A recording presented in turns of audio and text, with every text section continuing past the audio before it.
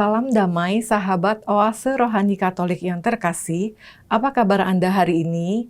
Semoga kita semua selalu dalam keadaan sehat, bahagia, dan selalu penuh syukur.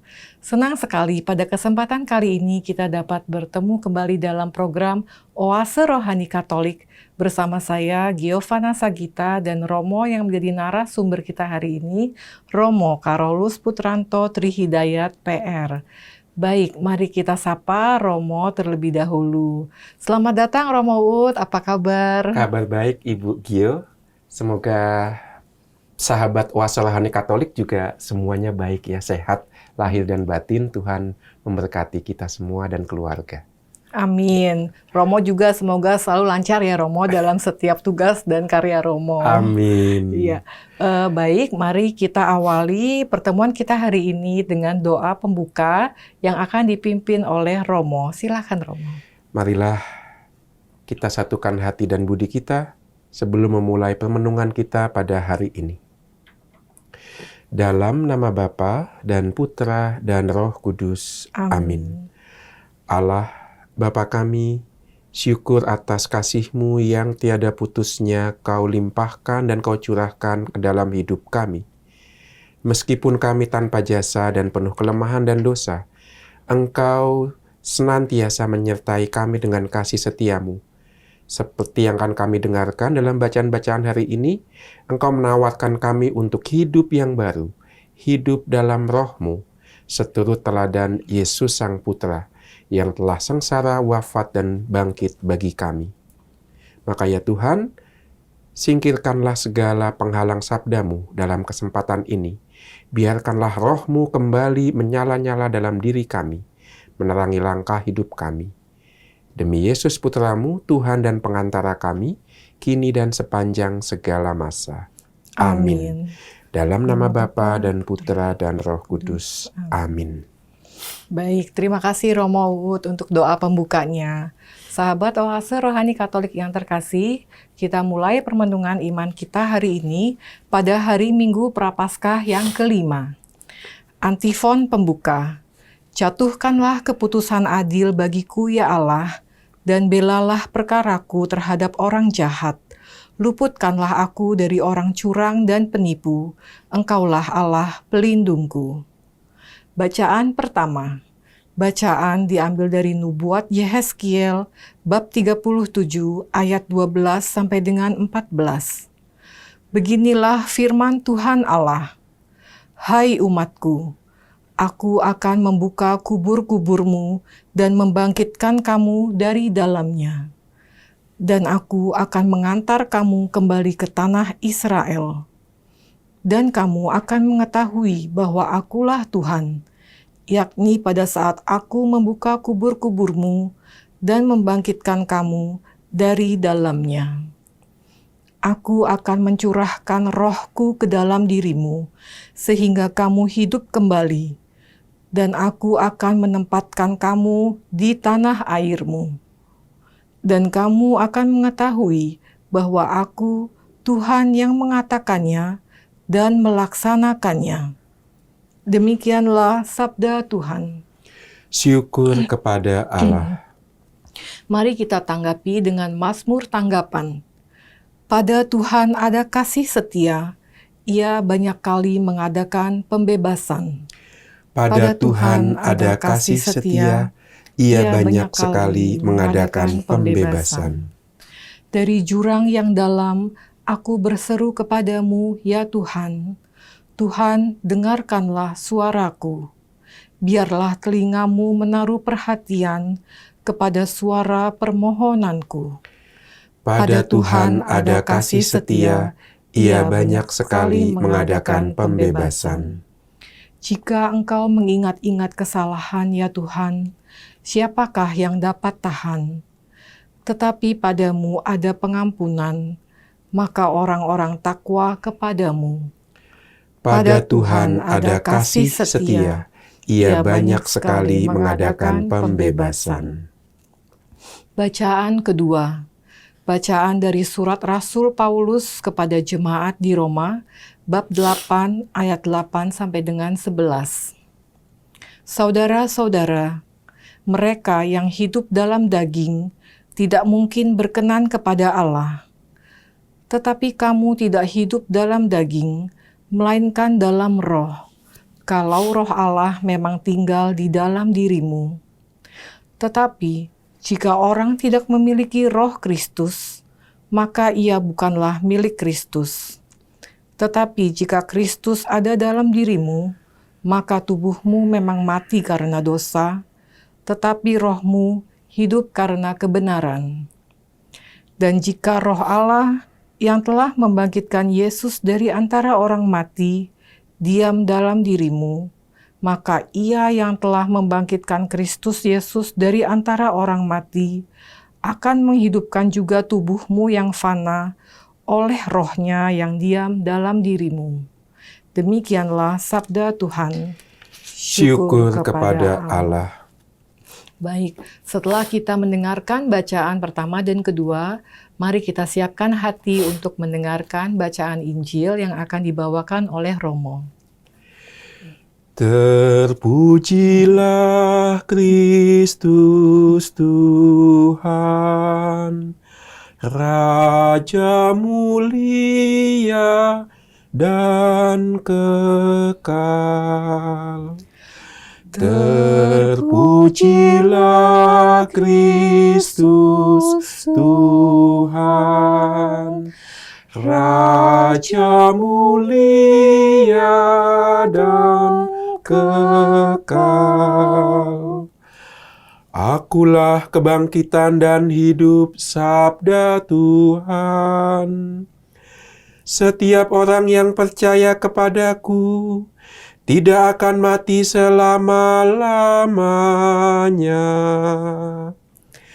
Terpujilah Kristus Tuhan, Raja mulia dan kekal.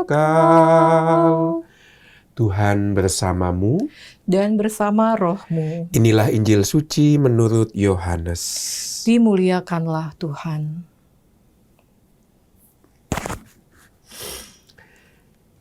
Ketika Lazarus jatuh sakit, kedua saudaranya, Maria dan Marta, mengirim kabar kepada Yesus. Tuhan, dia yang engkau kasihi sakit. Mendengar kabar itu, Yesus berkata, penyakit itu tidak akan membawa kematian, tetapi akan menyatakan kemuliaan Allah. Sebab oleh penyakit itu, Anak Allah akan dimuliakan. Yesus memang mengasihi Marta dan kakaknya, serta Lazarus. Namun setelah didengarnya bahwa Lazarus sakit, ia sengaja tinggal 2 hari lagi di tempat di mana ia berada.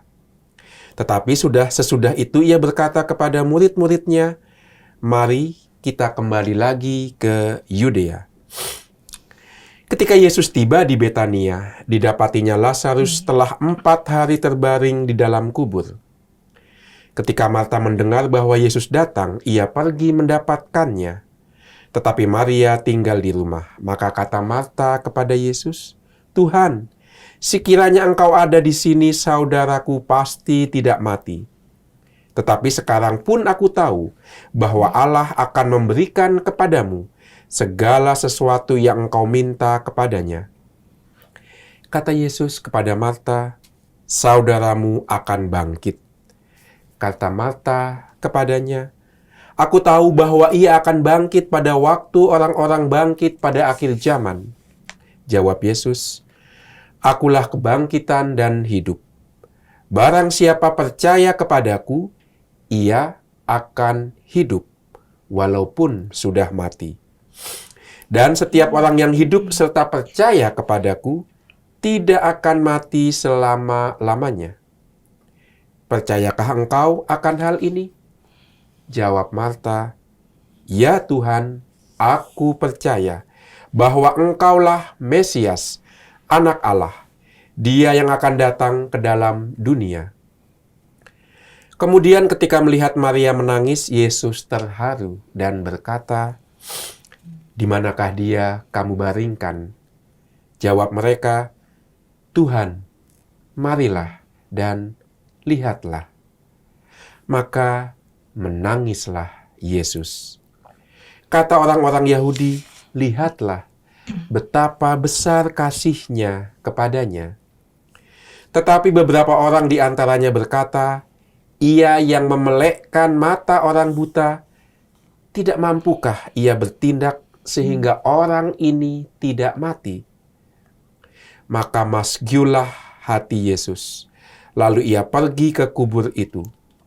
Kubur itu adalah sebuah gua yang ditutup dengan batu. Kata Yesus, "Angkat batu itu." Marta, saudara orang yang meninggal itu, berkata kepada Yesus, "Tuhan, ia sudah berbau, sebab sudah 4 hari ia mati." Jawab Yesus, "Bukankah sudah kukatakan kepadamu, jikalau engkau percaya, engkau akan melihat kemuliaan Allah?" Maka mereka mengangkat batu itu. Lalu Yesus menengadah ke atas dan berkata, "Bapa, aku mengucap syukur kepadamu karena engkau telah mendengarkan aku. Aku tahu bahwa engkau selalu mendengarkan aku. Tetapi oleh karena orang banyak yang berdiri mengelilingi aku ini, aku mengatakannya, supaya mereka percaya bahwa engkaulah yang telah mengutus aku." Sesudah berkata demikian, berserulah ia dengan suara keras, "Lazarus, marilah keluar." Orang yang telah mati itu datang keluar, kaki dan tangannya masih terikat dengan kain kafan, dan mukanya tertutup dengan kain peluh.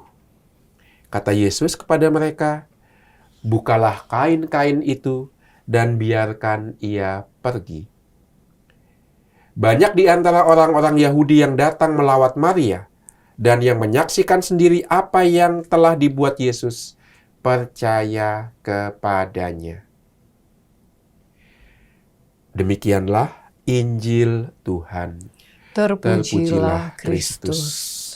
Baik sahabat Oase Rohani Katolik yang terkasih, kita sudah mendengarkan bacaan liturgi kita hari ini. Bacaan pertama, kedua, dan juga bacaan Injil. Nah Romo, kira-kira inspirasi iman apa Romo yang dapat kita pelajari dari bacaan dan firman Tuhan hari ini? Ya, Ibu Gio dan para sahabat Oase Rohani Katolik yang terkasih, bacaan-bacaan pada hari Minggu Prapaskah yang kelima sungguh memberi inspirasi khususnya bagi kita yang akan menyongsong Pekan Suci dan juga bagi kita yang bertanya-tanya, setelah kehidupan di dunia ini ada apa? Maka bacaan pertama dan bacaan Injil khususnya menegaskan bahwa kuasa Allah juga menembus ke dalam dunia orang mati. Kalau Dia Allah yang Maha Kuasa, sebagaimana kita ungkapkan dalam kredo, aku percaya pada Allah Bapa yang Maha Kuasa, maka kekuasaannya tidak ada yang menyaingi, tidak ada yang menandingi kuasa maut sekalipun. Ini dipertegas dalam bacaan pertama dari Nabi Yeskiel, ya, bahwa orang mati bisa dibangkitkan oleh Tuhan. Artinya kuasa Tuhan menembus kekuasaan kematian.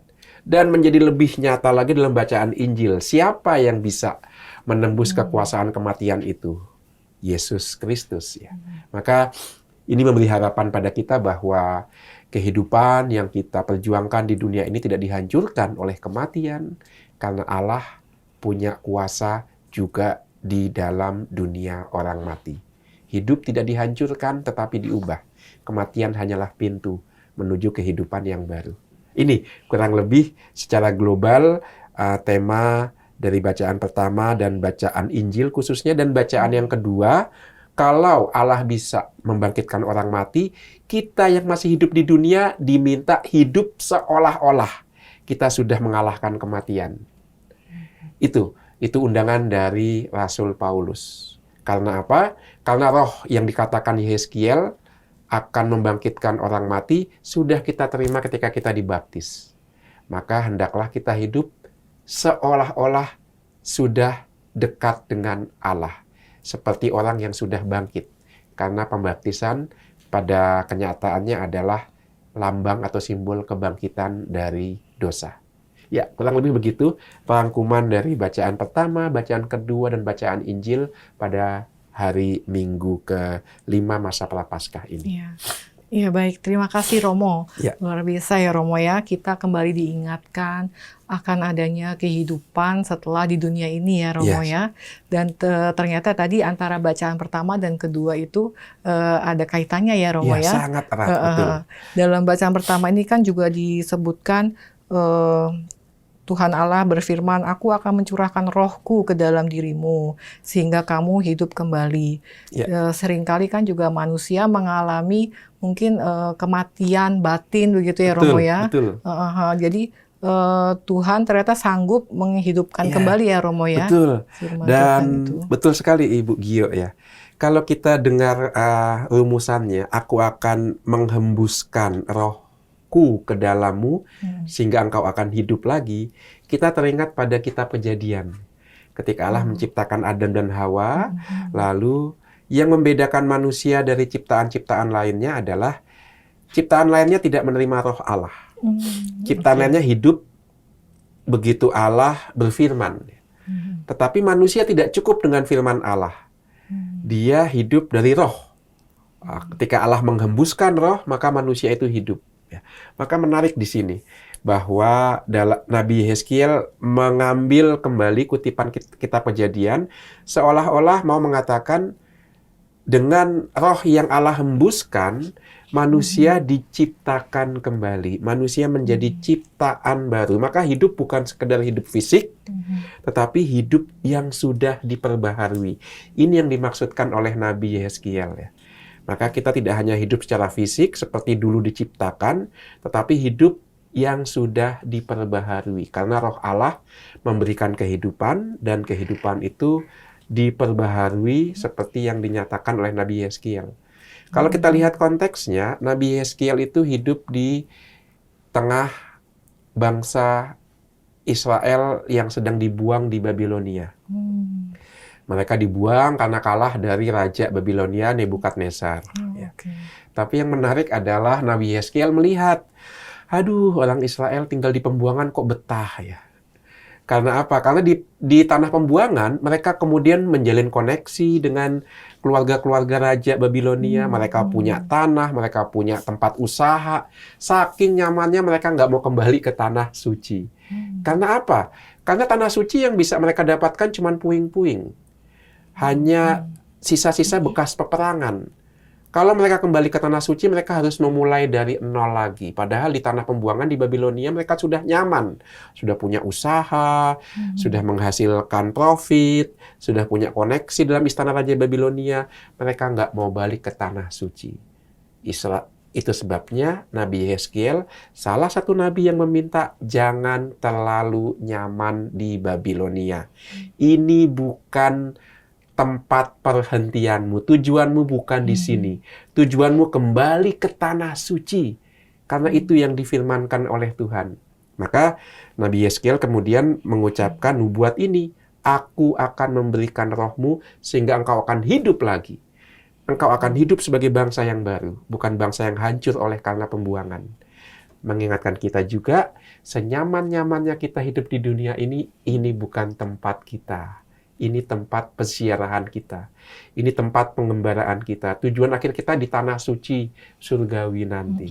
Nah, kurang lebih itu aktualisasi dari pesan Nabi Yeskiel dalam bacaan pertama.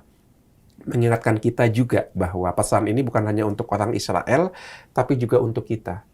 Seorang bapak gereja juga mengatakan itu. Setiap orang Kristen, pengikut Kristus, hidup di dunia seperti seorang pengembara. Semua yang dia miliki, semua yang dia hasilkan, kesuksesan yang dia terima, itu sementara.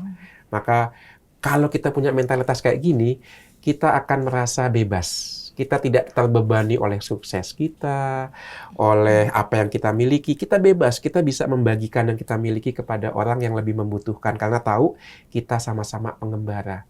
Mirip seperti Abraham. Dengan gampangnya menerima 3 orang asing yang lewat di depan tendanya. Dipaksa masuk ke tendanya, dan Abraham dengan mudahnya memotong lembu jantan yang masih muda.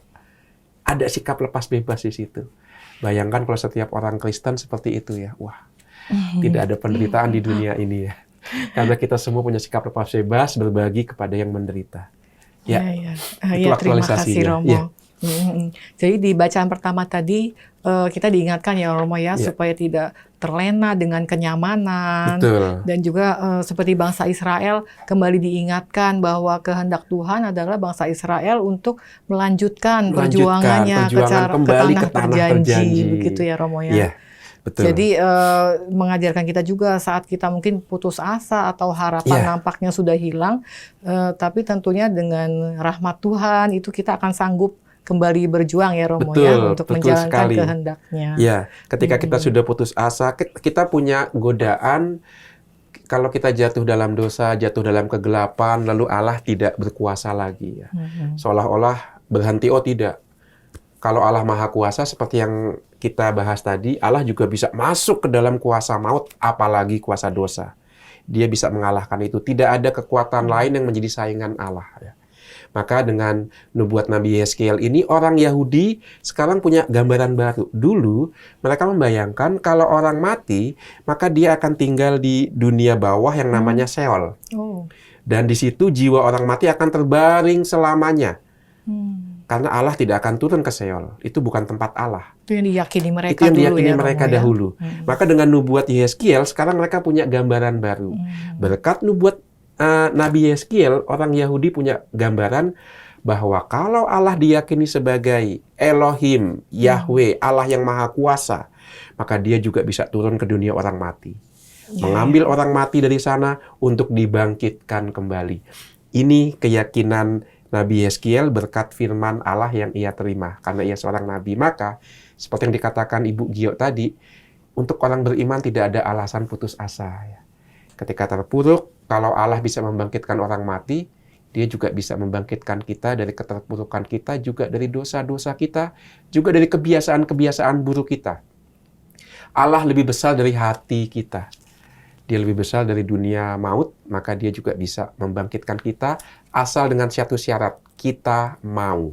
Nah ini, Betul. kemauan kita yang mau Allah cari. Kita mau, kita berkehendak, maka kita bisa dibangkitkan dan diciptakan baru lagi. Ya, terima kasih Romo. Kemudian Romo, di bacaan kedua saya ingin bertanya Romo. Ya. Kan dikatakan kita seharusnya senantiasa hidup dalam bimbingan Roh Tuhan, begitu ya Romo ya. Kemudian tentunya ada perbedaan ya Romo ya, hidup yang dimaksud dengan dunia dengan yang dikehendaki oleh Tuhan. Itu bagaimana ya Romo menguji apa yang kita lakukan itu sudah berkenan kepada Tuhan? Ya, ini menarik. Karena memang itulah tugas setiap orang beriman, yaitu membeda-bedakan roh. Ini kehendak Allah atau kehendak yang lain. Ya. Salah satu kriterianya adalah kita bisa kembali ke surat Rasul Paulus sebelumnya, yaitu yang berbicara tentang buah-buah roh. Maka kita tahu ini kehendak Allah kalau menghasilkan buah-buah roh. Apa itu? Sukacita, kedamaian, kerendahan hati, ya. Keadilan itu. Maka kalau kita memilah-milah apa kehendak Allah dan bukan kehendak Allah, kita bisa melihat kalau ini aku buat, apakah akan membuahkan sukacita? Perbuatanku ini apakah berangkat dari arogansiku, kesombonganku, egoismeku atau tidak? Nah ini, maka semua perbuatan yang lahir dari roh akan menghasilkan buah roh. Sukacita, persahabatan, antusiasme dalam Roh Kudus, persatuan, harmoni, dan bukan perpecahan. Nah itu kriterianya. Maka yang paling jelas adalah tentu sukacita ya. Iya, Romo. Itu sebabnya mengapa orang kudus tidak ada yang tidak sukacita. Muka orang kudus selalu tersenyum. Tidak ada muka orang kudus itu mukanya merengut, tidak ada. Karena itu adalah buah roh yang paling nyata, yaitu sukacita. Ya, baik. Terima kasih Romo. Ya. Jadi untuk tahu bahwa kita berkenan pada Tuhan tentunya bisa dilihat dari buahnya ya Romo ya. Betul. Baik sahabat Oase Rohani Katolik yang terkasih, kita akan jeda sejenak mengakhiri sesi pertama kita. Jangan kemana-mana dan tetaplah bersama kami.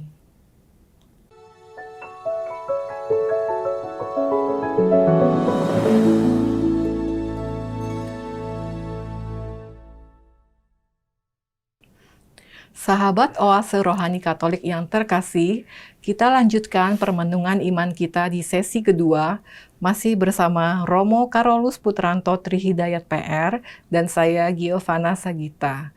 Sebelumnya kami hendak menginformasikan kepada para sahabat yang ingin menyampaikan masukan, saran, ataupun sharing iman dapat dikirimkan ke alamat email orkkaj2021@gmail.com ataupun melalui nomor WhatsApp 0881 0251 33438. Baik Romo, setelah tadi di sesi pertama Romo kita sudah mendapat pengajaran bahwa dalam setiap langkah hidup kita hendaknya selalu digerakkan oleh Roh Tuhan. Betul, ya Romo ya. Nah kita akan beralih ke bacaan Injil nih Romo. Di bacaan Injil ini kita kan tadi sudah mendengarkan bahwa Maria dan Marta mengalami kedukaan yang sangat mendalam karena kehilangan saudaranya Lazarus. Kira-kira ada inspirasi iman apa Romo dari bacaan Injil kita hari ini? Ya, terima kasih Ibu Gio ya. Menarik juga kita amati kedukaan yang mendalam tidak hanya ada dalam diri keluarga Marta dan Maria atas kepergian Lazarus, tapi Yesus. Dikatakan Yesus menangis. Ya. Oh iya Romo. Sangat jarang baik Injil sinoptik Matius, Markus, Lukas maupun Injil Yohanes mengisahkan Yesus menangis.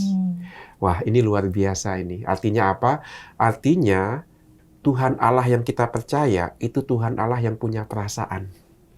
Karena kerap kali ada godaan kalau kita membayangkan Allah Maha Kuasa, maka Dia itu Maha Kuasa. Tidak bisa digerakkan perasaannya. Betul, cool, dingin, ada peristiwa apapun gitu tidak terjangkau ya. Oh no. Melalui diri Yesus kita bisa menyaksikan bahwa Allah juga bisa digerakkan hatinya. Dan yang menggerakkan adalah belas kasih. Ini yang menggerakkan Allah. Semua gerakan Allah Tritunggal, Allah Bapa, Allah Putra, Allah Roh Kudus itu digerakkan oleh belas kasih. Ketika Allah Bapa mencipta, digerakkan oleh belas kasih karena kasih mengandaikan ada yang berbeda untuk dikasihi. Maka Allah menciptakan yang bukan pencipta, yaitu ciptaan untuk dikasihi. Demikian juga Allah Putra. Ketika Allah Putra turun ke dunia, itu juga karena belas kasih Allah Bapa untuk menebus ciptaan. Dan apa yang dibuat Allah Putra di dunia, semuanya itu digerakkan oleh belas kasih. Juga kalau marah. Ketika Yesus marah, beberapa kali ya dalam Injil Yesus marah ya. Di bait Allah misalnya, dia memarahi para penukar uang, pedagang ya, yang mencemari bait Allah. Harusnya itu urusan rohani menjadi urusan bisnis ya. Maka marah di situ, itu pun karena belas kasih. Mengapa? Untuk menggerakkan hati Allah, hati manusia kembali kepada Allah Bapa. Itu kemarahannya karena belas kasih. Dan juga kemarahan karena banyak orang miskin yang nggak bisa mempersembahkan kurban karena nggak punya duit. Ini Yesus marah di situ. Tapi marahnya pun karena belas kasih. Ya. Dan Roh Kudus jelas, Roh kasih. Dia yang menciptakan kasih dalam hati kita. Menggerakkan hati kita dari dalam. Bukan karena hukum dari luar, aturan, tapi sungguh hukum dari dalam, yaitu Roh Kudus. Maka Yesus itu menangis. Kedukaan keluarga Marta dan Maria menggerakkan hati Yesus juga. Dan ini bisa kita hubungkan ya dengan masa Prapaskah ya. Kita yang mengaku diri sebagai pengikut Yesus dan dibaptis, kita menerima karunia Roh. Roh yang dulu menggerakkan hati Yesus, Roh yang sama mestinya juga menggerakkan hati kita. Terutama dengan tema Aldas tahun ini, kesejahteraan bersama, kita diundang untuk mudah tergerak oleh belas kasihan juga. Ada seorang frater, karena saya tinggal bersama para frater, itu mengirimkan potongan ke dalam WhatsApp saya, screenshot dari surat Bapak Suci tentang ekonomi dunia. Dalam artikel tertentu, Bapak Paus Fransiskus mengatakan demikian. Penderitaan orang miskin yang paling besar itu bukan penderitaan material ekonomi, tapi bahwa mereka tidak dipenuhi kebutuhan rohaninya. Itu ternyata. Ternyata itu ya. Ternyata Romo, itu penderitaan paling besar adalah kebutuhan rohani mereka tidak disapa, tidak disentuh. Maka itu juga harusnya menggerakkan hati kita. Iya. Bahwa pendampingan iman, pemenuhan kebutuhan rohani, itu tanggung jawab semua orang yang dibaptis. Tanggung jawab seluruh anggota gereja. Bukan hanya klerus, yaitu uskup, imam, dan diakon, tetapi semua orang beriman. Maka selagi kita menghayati tema kesejahteraan bersama, mari kita cari cara dengan satu dan lain cara bagaimana memenuhi kebutuhan rohani saudari-saudari kita yang kurang beruntung ini. Karena temanya kesejahteraan, bukan kemakmuran ya. Kalau kemakmuran perkara fisik ya, ekonomi, ini kesejahteraan. Nah, ini yang mau saya katakan dikaitkan dengan masa Prapaskah dan dikaitkan juga dengan tema Ardas kita, yaitu kesejahteraan bersama. Iya. Ya. Menarik, Romo. Jadi ternyata kebutuhan mereka yang bisa dikatakan miskin ataupun lemah itu lebih ke supaya tidak merasa disingkirkan, Betul. merasa Iya. sendirian, Merasa gitu ya, Romo ya. betul. Dan itu banyak sebenarnya kalau kita mau mendengarkan, mau melihat, itu banyak yang bisa kita tanggapi. Iya. Contohnya mereka yang ada di penjara ya. Mereka yang ada di penjara itu ditolak oleh keluarga, ditolak oleh masyarakat. Ketika mereka bebas juga tidak ada yang menjemput sanak keluarganya. Ya. Tidak heran Bapak Paus Fransiskus sejak tahun-tahun pertama kepausannya menaruh perhatian kepada mereka yang di penjara. Sebagai contoh, Kamis Putih pertama sebagai paus dirayakan di penjara remaja di Roma, membasuh kaki para warga binaan di sana. Kemudian ketika Jumat Agung, dia meminta setiap warga binaan, mereka yang tinggal di rutan dan di lapas, untuk menulis renungan setiap perhentian jalan salib. Nah, bagaimana perhatian Bapak Paus ini juga menjadi perhatian kita. Mereka yang di penjara membutuhkan perhatian kita secara rohani, dan mereka sungguh menantikan itu ketika mereka menjalani masa-masa hidup di penjara. Biasanya mereka tidak akan mengatakan penjara. Menarik bahwa kalau kita dengarkan kisah mereka menyebut penjara sebagai sekolah kehidupan. Oh, sekolah kehidupan. Sekolah kehidupan. Alasannya adalah dulu sebelum masuk ke lapas atau rutan, mereka hidupnya itu sesuai dengan keinginannya kemauan sendiri. Tapi ketika mereka masuk di sana, mereka sadar ada yang lebih penting daripada hal-hal duniawi. Maka itulah sekolah kehidupan. Itu kalau kita mau membuka telinga, ada banyak yang bisa kita buat. Terima kasih Romo untuk wawasan iman kita ya menambah bahwa Bapak Paus sendiri memberikan aksi nyata ya Romo. Betul, untuk memberikan perhatiannya kepada mereka yang ada di penjara. Ini juga mengingatkan saya Romo pada renungan jalan salib, kan selalu di perhentiannya juga ada kalimat yang mengatakan apapun yang kau lakukan untuk bagi mereka yang paling kecil begitu, bagi Tuhan itu berkenan ya Romo ya. Iya. Dan tentunya sesuai dengan tema APP juga ya Romo ya, peran APP. Serta kita sekecil apapun tentu berarti untuk mewujudkan kesejahteraan bersama. Iya, pasti berarti. Sekecil apapun mendoakan mereka, apalagi mengunjungi mereka, itu berarti sekali. Nah Romo, saya ingin ini Romo bertanya kembali yang dari bacaan Injil. Itu kan disebutkan di Romo, Yesus sampai menangis begitu ya Romo ya. Karena melihat kesedihan, ikut merasakan kesedihan Marta, Maria, dan keluarga Lazarus. Itu apakah karena mereka memiliki kedekatan yang erat dengan Yesus, Romo? Betul. Sampai Yesus pun bisa ikut menangis.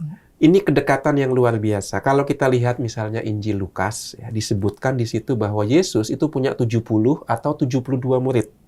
Ketika Yesus mengutus para muridnya berdua-dua, disebutkan jumlahnya 70 atau 72. Maka para murid Yesus bisa kita katakan dikategorikan ada ring-ringnya. Ring 1 itu yang paling dekat itu Santo Petrus. Ya. Kemanapun Yesus pergi, Santo Petrus ada. Kecuali di bawah kayu salib. Petrus menyangkal dia lari. Ya. Nah, ketuanya itu pasti ada. Itu yang pertama. Ring paling dekat itu Petrus. Yang kedua itu 3 murid. Petrus, Yakobus, Yohanes. Ketika para murid lain itu tidak hadir, 3 murid ini hadir. Contohnya, ketika transfigurasi kemuliaan Yesus di gunung. Juga ketika Yesus menyembuhkan anak Yairus, seorang pemimpin Perwira sinagoga. Roma. Oh. Ya, dia juga 3 murid itu hadir. Nah, lalu ring yang berikutnya adalah 12 rasul.